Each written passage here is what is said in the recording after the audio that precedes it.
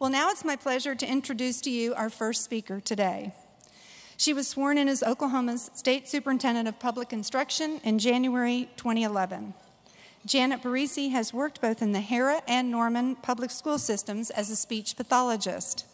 She then went on to earn her DDS degree and became a dentist until she retired after 24 years to concentrate solely on education issues. She started Oklahoma's first charter school, Independence Charter Middle School, and has served as board president for Harding Charter Prep High School. In recent years, Harding has skyrocketed to the top of the Washington Post ranking of the best high schools in the country. Superintendent Barresi is dedicated to changing the course of public education for all children in our state. She served as the chairwoman of the ACE-2 task force, was involved in the development of Oklahoma House Speaker Chris Benge's Teacher Performance Pay Initiative, and served as a member of the Education Funding Reform Task Force.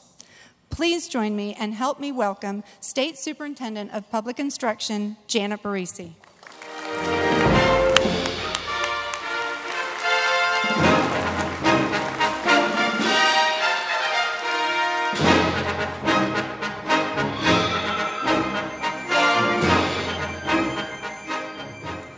Martha, thank you very, very much. Before I begin, I too would like to express my gratitude, first of all, to American Fidelity and to all of you for the donations that you have given to school supplies. The Oklahoma City School Foundation has found a winner in the program in the Teacher's Warehouse. And indeed, you've heard the statistics, but you ought to see the impact in the classrooms when teachers walk in with those supplies for those kids who otherwise could not have afforded supplies of their own. So thank you, and let's keep up that work with the Teacher's Warehouse. It is indeed my pleasure today to speak to you and kind of give you an update of where we've been and what Oklahoma City is doing and the good things that are going on, we know, in Oklahoma City and in surrounding school districts. I've got a picture for you. I want to introduce you to Lois Roberts. Lois Roberts is 95 years old. Her married name is Turner, but she wanted her diploma to have the word Roberts on it. Lois is from Ponca City, and Lois is a hero. She was orphaned when she was 7, and she had to pull out of school in the 5th grade. Later, when World War II started, she enlisted in the U.S. Army, as she said, to find some way that she could support her brother, who was also fighting in the war. She wanted to be part of the war effort. I had the distinct opportunity and honor to give Lois her high school diploma last week. It's something that she said that she had on her bucket list. She's also jumped out of airplanes for her 93rd birthday as well. And then she said she wants to go parasailing. After receiving her diploma, Lois commented that she wanted to use this occasion to underscore the importance that every student should persevere to graduate from high school prepared for work. I couldn't agree more. Oklahoma is on track to improve our schools for everyone and for each child. That same sense of perseverance that Ms. Turner showed in seeking her diploma is showing up right here in Oklahoma City. Let me take a moment here to celebrate the no excuses mentality that we're seeing going on in the Oklahoma City Public School District. In Oklahoma City, there are gains in high school Algebra 1, Algebra 2, and Geometry high school end of instruction examinations. Now, while they have not yet closed the gap in comparison to state and national scores, performance is improving. Of special note, the Algebra 1 end of instruction examination score moved from 70% of students scoring satisfactory or proficient in 2011 to 76% that are satisfactory or proficient in 2012. There's another issue called the ACE appeals. The Achieving Classroom Excellence legislation passed 7 years ago required students in the graduating class of 2012 to pass 4 of 7 end of instruction examinations.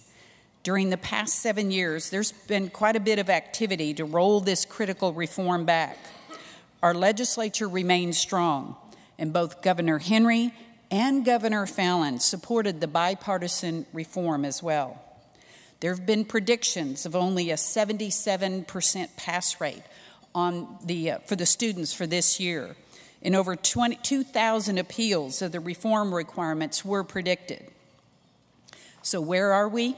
We are compiling a report that we will be releasing that will show, as of last March, as of a survey done last March, that over 93% of students have passed the requirement. And our appeals experience, while they were predicted to be in the thousands, has only yielded 135 cases so far. I would like to note that Oklahoma City Public Schools, as of July 9th, had only 5 students that had applied for the waiver under this law. That's because of the philosophy of perseverance and accountability that is being communicated from leadership down through the organization. Oklahoma City is to be commended for their philosophy in this area. It requires tough love, but I still remember being misty-eyed as I watched on TV an interview with a young graduate of U.S. Grant talk about what it meant to her to have persevered and to have accomplished being able to pass these examinations. I still remember her saying that she now believed she could achieve anything. That's the heart of what this means. We're all pressing forward with so many reforms, and again, the Oklahoma City philosophy is evident in the words of Tammy Sanders, the U.S. Grant principal, when she says that it holds all kids accountable. She is to be commended for the work that she is doing at U.S. Grant and the work that the teachers at U.S. Grant and all of our high schools are doing in focusing on helping these students to be successful. Now, we've got good news at the state level as well. Recent test results demonstrate that our state is making gains in student achievement. In fact, Algebra 2 scores for high school end of instruction exams were up 21 percentage points compared to 2008, while other end of instruction tests showed significant improvements as well. As a matter of fact, the green arrow was there across the board in all test results. A little bit more moderate in the lower grades, but just some really significant gains in the high school. We're moving in the right direction, but we have to stay the course of reforms. I am in this job because it is part of my core belief that a good education is the only chance that children in poverty have for making it out of their dire circumstances. So I'm very focused on making sure that common sense solutions become reality. And that's why I'm pressing forward this year with what I've called the C3 plan, to have every high school graduate college, career, and citizen ready by the year 2020. The C3 plan is built around a simple but a powerful idea that students must be prepared for the challenges of real life in the 21st century. All of the reforms Oklahoma is pursuing are part of this C3 plan, whether it's remaining firm on the Achieving Classroom Excellence high school graduation requirements or new reforms to ensure that third graders are indeed reading on grade level. So how do we get there? Well, it's really nice to have a series of strategies with ambitious initiatives, but the plan has to have deliverables that are measurable goals with a clear plan for monitoring progress and letting citizens know when those things have been achieved. And to that end, we have implemented a delivery unit. It's based on the respected management model developed by Sir Michael Barber, who served under British Prime Minister Tony Blair. It is a system that is used in governments all over the world to initiate wide-scale reform. I've outlined 7 critical delivery goals as part of the C3 plan that's kind of a stair step toward the ultimate goal of college, career, and citizenship ready. These include Teacher and leader effectiveness. You can't do anything else unless you have an effective teacher in every classroom and an effective principal in every building. STEM, science, technology, engineering, and math.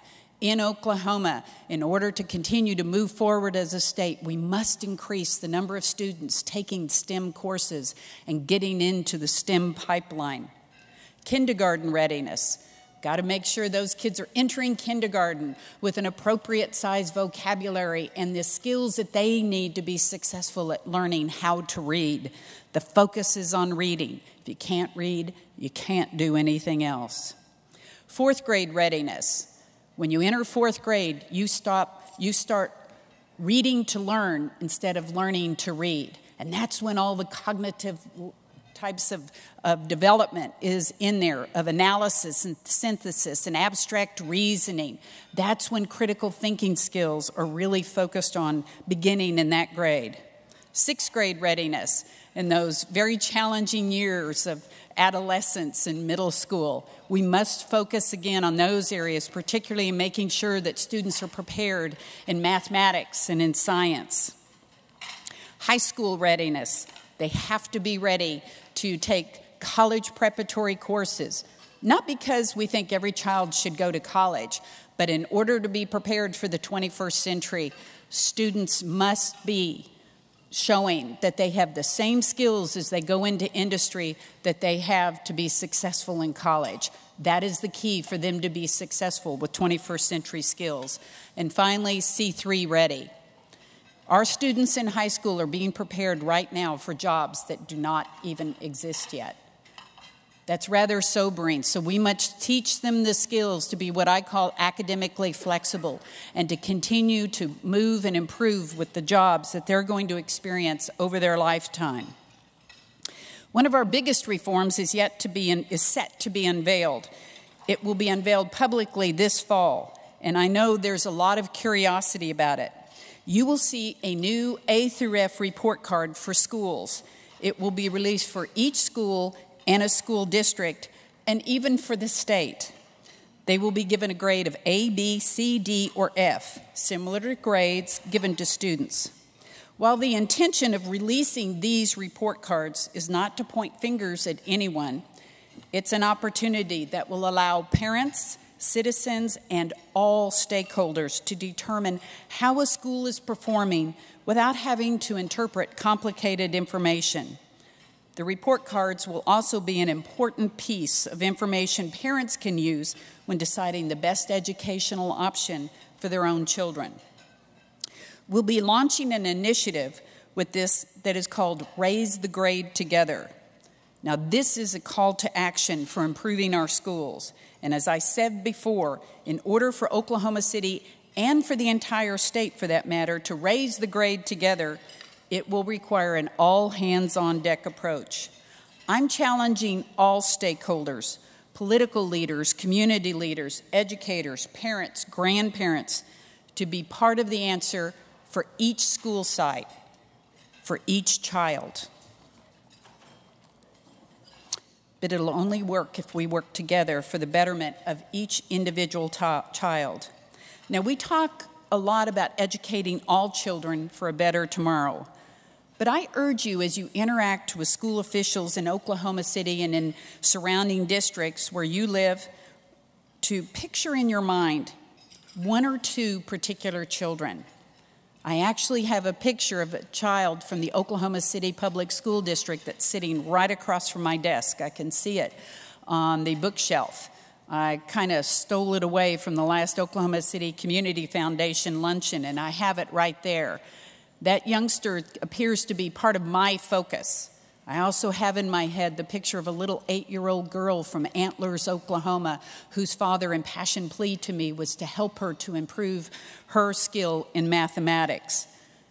Those are the children that are in my head every day as I go through my work, and I've challenged everyone at the State Department of Education to get those kids in their head that are close to them or children they've interacted with, and now I'm asking you to do the same thing. Think about them. Think about their life and their learning challenges, their hopes and their dreams and the possibilities for each individual child. And as you work to join myself and all educators in persevering together, keep those kids in your head. It will give you all of the focus and all of the energy you need to be part of the answer for the state of Oklahoma. Now let's go have a great school year. Thank you.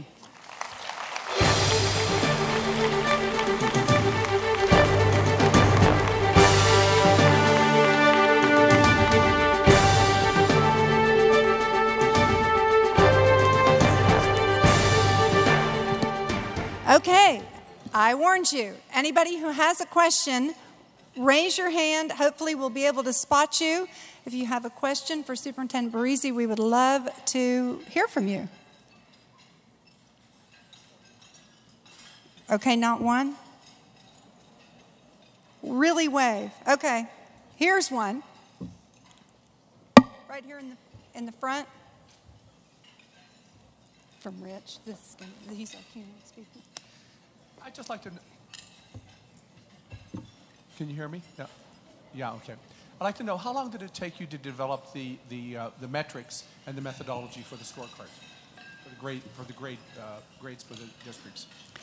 As soon as the legislation was passed, we went to work on implementation and called upon assistance from those states that had already implemented the A through F report card for technical assistance, and then began to develop the formula. As you probably already know, it is a very objective measure, and it's just based strictly on numbers. So the subjectivity is just almost completely taken out of it. And so we've been working on that now for about 1.5 years, since legislative session in 2011.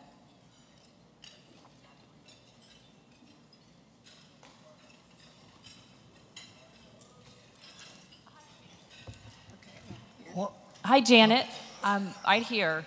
I'm Bryn Smith. I'm Julian Barry's mom. You are in charge of Harding Charter Prep, and thank you very much. I have a very proud National Guard son who loves this nation. So thank you very much. And also, I work with newspapers and education at the Oklahoman. The citizenship of our nation is at the heart of what I do every day. With regards to your Raise the Grade Together, you mentioned it's an initiative. When will that roll out, and how will schools be able to engage their community to participate?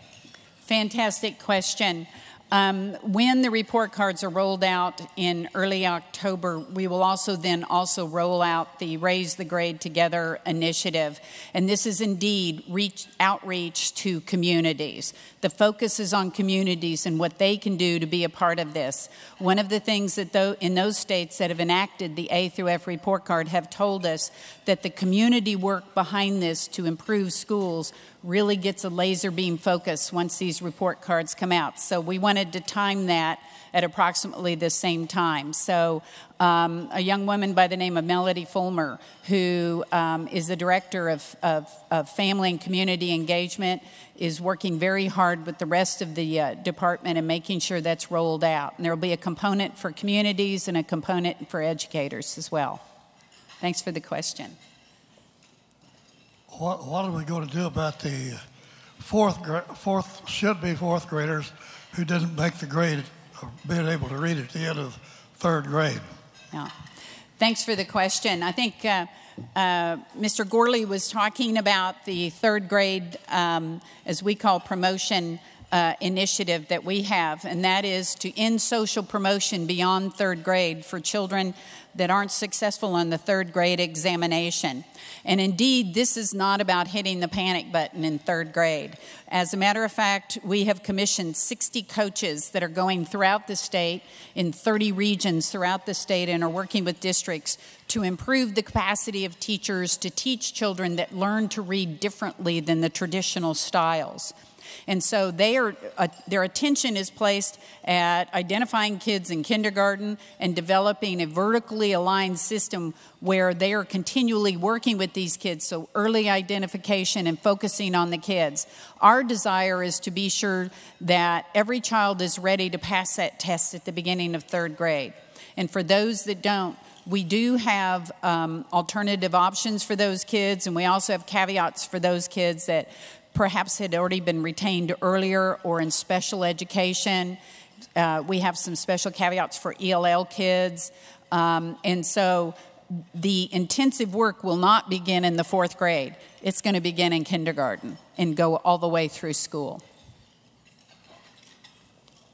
One more. I think we have time for one more. Did we have some? Oh, here we go. Hi, I'm Lynetta with the Urban League, and I have a question. I know nationally there's been a push for healthy living and really promoting health awareness with youth. Is there any part of your initiative that includes healthy living or healthy lifestyle?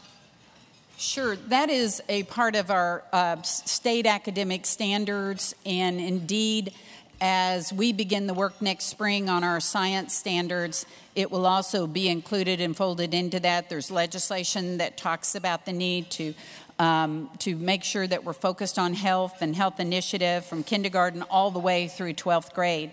It's intertwined right now into curricula, and it will be lined out much more closely also as we take a new focus on our science standards in the state.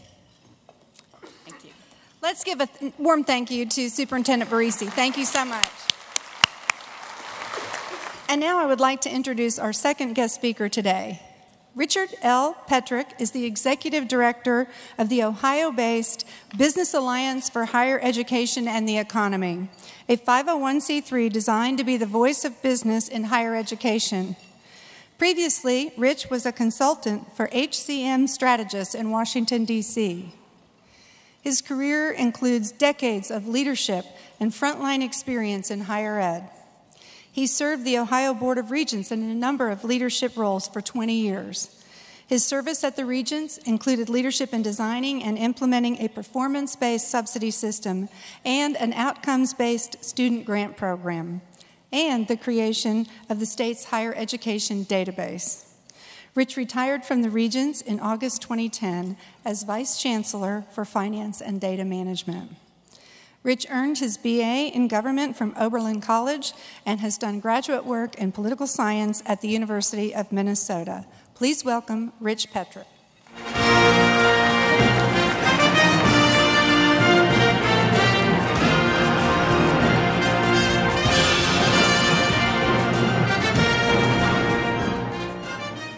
Thank you very much, Martha, for that introduction, and thank you for inviting me here today to Oklahoma City. I've had a wonderful visit, and although I have to admit it's following your state superintendent of public instruction is a tough act to follow, but I'm thrilled to be here, and I hope you enjoy my presentation. I'm here to talk about Oklahoma's future workforce needs in higher education, and the subtitle of this is An Outsider's View.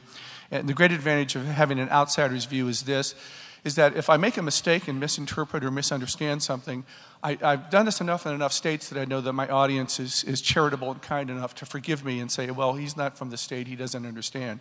If I say something that's true and nettlesome and problematic, I've got a 5 o'clock flight back to Columbus, Ohio, and I probably won't get hear the heat from it. My hope is that I say things that are true and thoughtful and that help raise questions and foster conversations about the importance of higher education, the importance of making the right investments in higher education for Oklahoma and for the nation.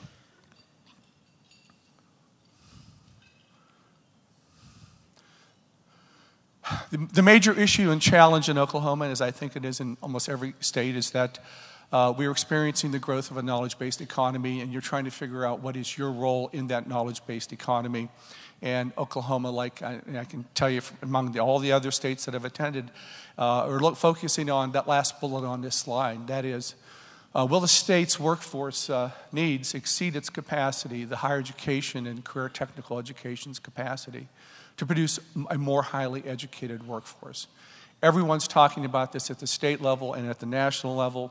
And I did a little research. I'm a numbers guy, and normally I try to produce spreadsheets that have so much data on it and so small that only I can read it and understand it. Unfortunately, I failed in this regard, so you're able to see this. I gathered some data from BLS just looking at Oklahoma's economy from 1997 to 2008. There's two sets of data here. On the left side is kind of the base, the majority of your economy that represents about over 60 or 70% of your gross state product. And on the right looks at those sectors of your economy which have grown over the past 10 years. I was only able to get data up to 2008. I'm sure this has changed since then. But just as a way of emphasis, if you look at what's in your base, it's government, manufacturing, retail trade, real estate, healthcare, and mining. That represents close to 60% of the gross state product. But look at the areas that are growing. There's only one element that's in your large base, retail trade, that's also in the section of the economy, and that's growing. That's information and information technology, 94.9%. Arts and recreation, close to 90%. Professional and technical services, as I said, retail trade, utilities, and management of companies. The significant thing about where these sectors that are growing, as well as your base economy, is that increasingly, as you all know better than anybody probably in the state or in the city, that increasingly the people that you hire and the people that you've hired need more and better skills all the time for you to be able to compete, to be able to be competitive, to produce a product that's competitive in today's market. There's a national center in Georgetown that's led by Tony Carnevale. I assume that some of you may have heard of this, the Center for Education in the Workforce. And Tony and his crew have produced a series of major national studies and state studies about the changing workforce needs of the states and the country.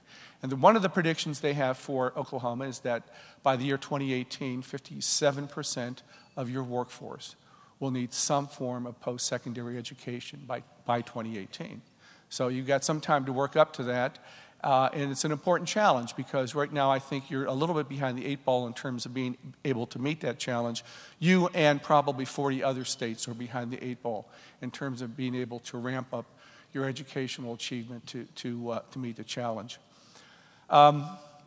Shortly after that study was produced, just late July, the Georgetown Center produced yet another study. This is their most recently published study, and the title of it is "The South is a Decade Behind the Rest of the Country." And what they mean by that is that your 57% goal that's needed in 2018, that is where the rest of the nation is, or the non-southern part of the nation is now. Currently, 57% of the workforce in states outside of the South. The workforce needs some form of credential or post-secondary credential or degree to be for those companies to compete. So, and this study discusses the reasons behind that and some solutions to that issue of why the South is lagging. So where does Oklahoma stand and where is it going? Once again, I did this data analysis on my own from the data sources that I've known about and collected and that I trust over time. Not all of them are always absolutely correct. There may be some errors. But I think the general trend of this data and the general conclusions are pretty much true. I first looked at educational attainment. What percentage of Oklahomans have high school degrees, associate degrees, baccalaureate degrees, et cetera. And you can see the data there. And just to help you kind of sort through it real quickly, red is below national average and green is above the national average. And then you have your national ranking in the column far to the right. In general, for all the categories of data that I'm going to show you today, Oklahoma is in the low to mid 40s in terms of its ranking, in terms of educational attainment, educational performance, and a few other elements. But I have some good news at the end of all this, okay? And normally, the reason I do this is to try to get everybody's attention. And hopefully this will get your attention as we proceed. So in terms of attainment, you're below the national average. You might be in the middle in terms of the southern states, and there is another database where you can look at that. I just simply didn't have time to do that. How is your educational performance? And I'm talking here mostly about higher educational performance writ large. I'm not talking simply about the public sector or the private sector. I was trying to collect the best aggregate data I could find. So the top two elements are college participation. The middle two elements are retention or persistence. And the last two elements are graduation. So that's the pipeline. That's the pipeline you need to populate and populate well to be able to meet those educational challenges that I mentioned earlier, about 57%. Now let's look at them in color. All of them are in red. In every case, in terms of high school continuation, the college participation of low-income students, the first to second year retention for four-year students, the first to second year retention for two-year students, community college students, the graduation rates for 2 and 4 years campuses, you are behind the national average, and in many cases significantly so, in the high 40s. So, moving on, part of what affects performance, of course, is finance. So it's important to look at finance, and if I know anything about higher education, I do know a little bit about higher education finance. And here you look at two different elements. The bottom two elements in this chart are public support per $1,000 of income in the state and public support per capita. These are measures of effort. These are measures of effort of the state to help support higher education. And the top three are the resources that higher education ends up with as a result of its investments. Public support per student, state and local support per high school student, the net tuition and fees that students pay, and then the final element there, total education resources per student, is the sum of the other two. It doesn't always add, but it's pretty much the sum. So let's look at them in color. You're well above the national average in terms of support. Oklahomans and the state of Oklahoma tries hard to support higher education, but it doesn't have the resource or probably the resource base necessary to provide the resources to keep Oklahoma at a higher rate. But overall, your public support per student is higher than the national average now. It's ranked 17th, and net tuition and fees is rising. It's, if I see that right, it's about number 40, but it used to be quite low. But this puzzled me. How could your attainment and your performance be as low as I saw it, and your education finance be relatively good?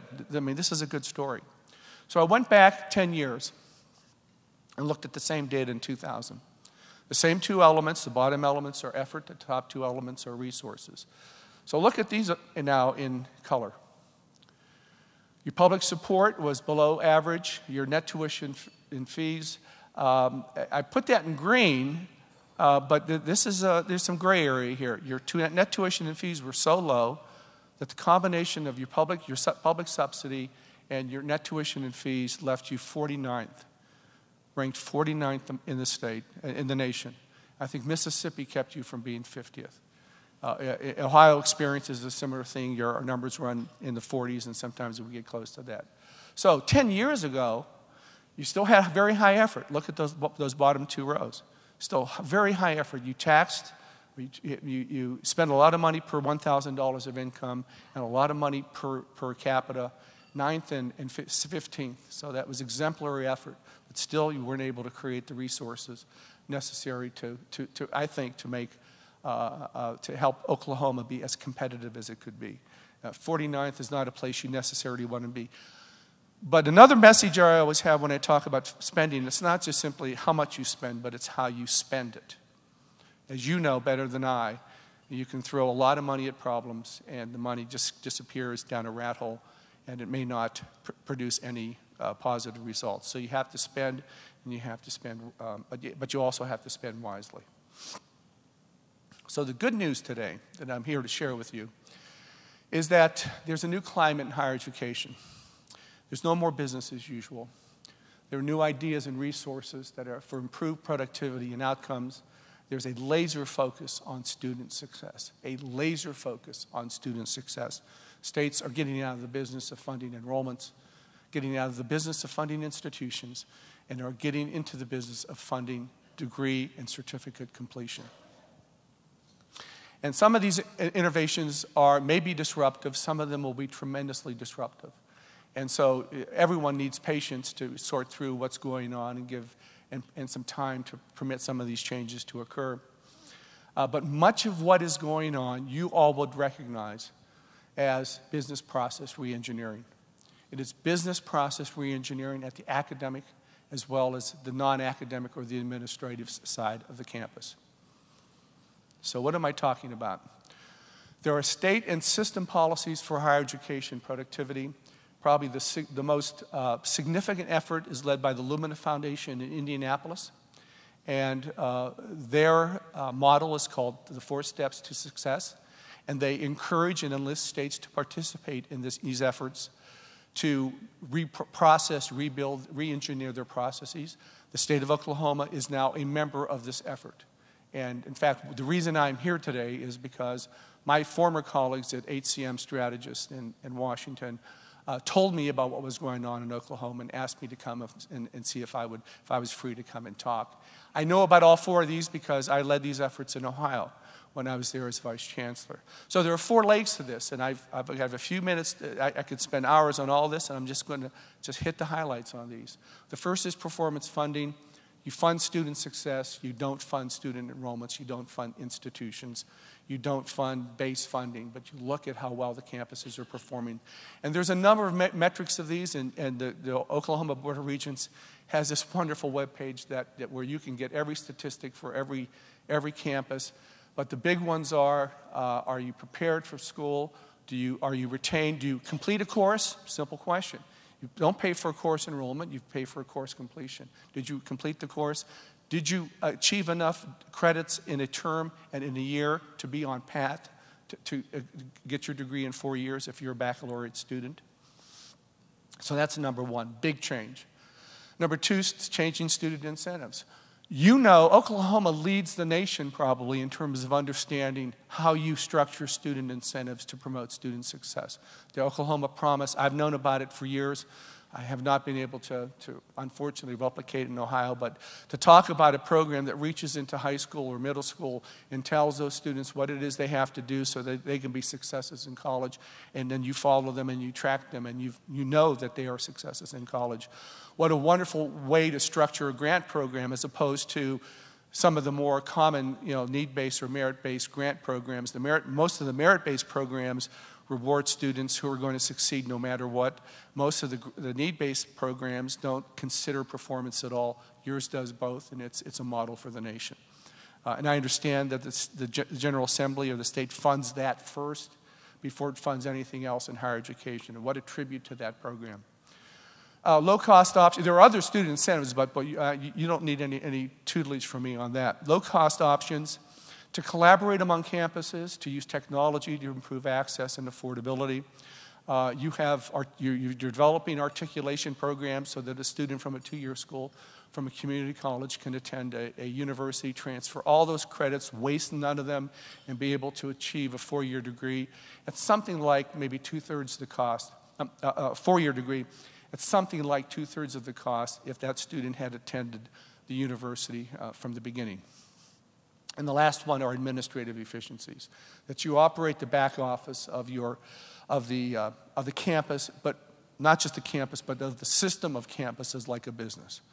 In Ohio, we discovered early on we have 38 public institutions. We shouldn't have 38 different contracts for all the things that we purchase in common.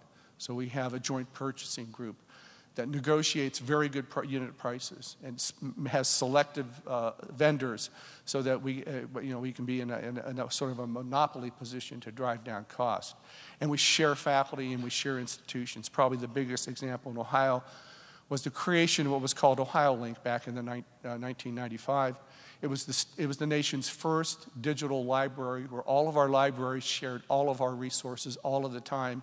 It went from a book sharing, a common catalog book sharing effort to one where everything's been digitized so that the faculty at Belmont Technical College, located out in southeastern Ohio, in the middle of Appalachian Ohio, with the average income of maybe $25,000, the faculty and students at Belmont Technical College have access to all of the books and all of the resources and all of the documents that a PhD in nuclear engineering at Ohio State has in Columbus. So we share those resources, drive down the unit costs, greatly expand accessibility to those programs, and you did it through collaboration, you did it through technology. So those are the 4 examples of what are called the 4 steps to success. There are also policies and practices to graduate more students on time, and the major national effort in this regard is called Complete College America, led by a friend of mine, Stan Jones, the former commissioner of higher education in Indiana, who also had invited me to visit Indiana and give a talk, and actually they invited me back again, so it must be some indication that they liked what they heard. And this is funded by the Bill and Melinda Gates Foundation. And there's a number of elements to what's going on with Complete College America, but the big theme is that time is the enemy. The longer a student is enrolled, the longer it takes for the student to choose to get into a credit-bearing program, to identify a program and major, the less chance that student has to achieve his or her degree. So they have a number of initiatives and a number of strategies underway. One is fewer choices, more structured programs. There's a wonderful book out called The Paradox of Choice, the author is Yuri, I think, Thurston, I'm forgetting his last name, that seems to indicate that the more choices some students have, the less able they are to make good choices about college. For my kids to see a college catalog, it's like a menu of beauty and excitement and thrill, and they could read through it and decide, given their background and their training, make some good choices. For students, especially first-generation students, it's like a menu in a foreign language. They literally don't know what to do, and what choices to make. So one of the options is to have fewer choices and more structured programs, so that when you enter school, you say, I want to be, let's say you want to be a BSN, Bachelor in Science and Nursing. And then once you make that decision, every course for every term is laid out for you for the next 4 years. Here is what you do, and here is when you do it. And those sorts of programs, I know a lot of faculty object to it, but in terms of, for some students, this isn't for every student, this sort of structure really, really works. Another method is known as intrusive counseling. Some of you may know it as like parents yelling at their kids. But it is important intrusive counseling where the counselors you have enough capacity in the institution for counselors to intervene. Sometimes they're student cohorts or student colleagues who can intervene, where you track a student's attendance at class or track their attendance of grades, especially if they're taking some blended courses or online courses. You will know whether or not the student is there and present and doing things. And to bring that information to that student's attention in a very abrupt way and a very critical way to alert them to the fact that they're on a path to failure. And then finally, one of the big strategies, one of the big concerns of Complete College America is remediation.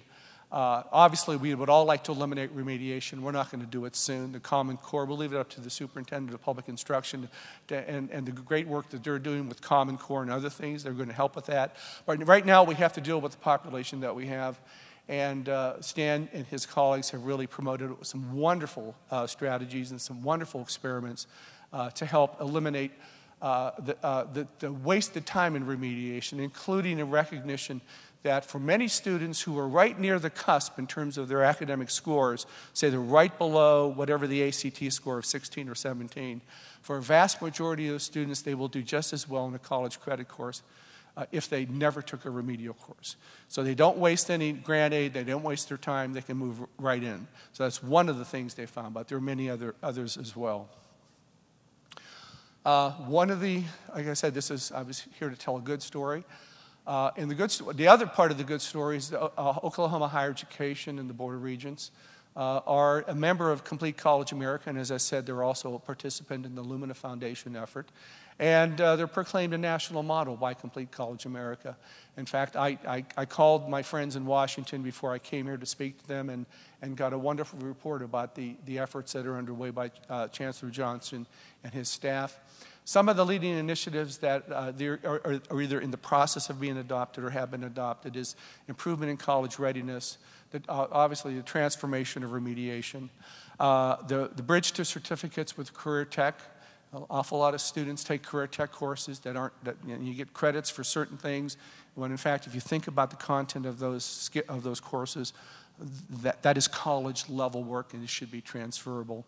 The adult degree completion program, Oklahoma, like every other state, you probably have a significant portion of your adult population with some college, no degree, well, you can go back to them. Your records permit you to do that and try to get them back into the pipeline to get them a college degree. And then obviously the performance-based funding, which I think everyone thinks is so critical.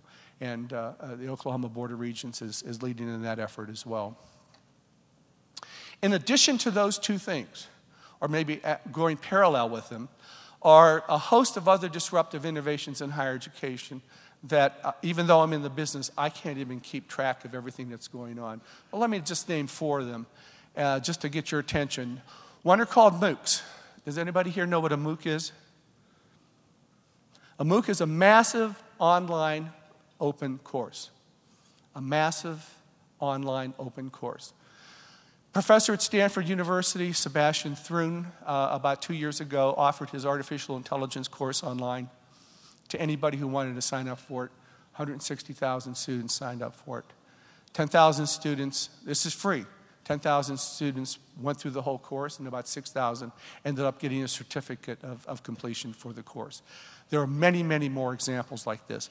This is not a solution to higher education. There are tons of problems with it, but it's a wonderful innovation. It's a massively disruptive innovation if it were to spread more widely.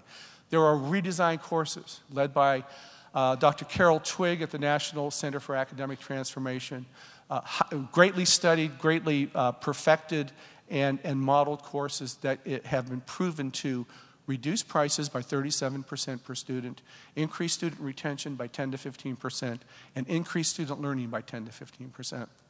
Digital big textbooks are huge, and they should be. It's something that's just going to sweep the nation.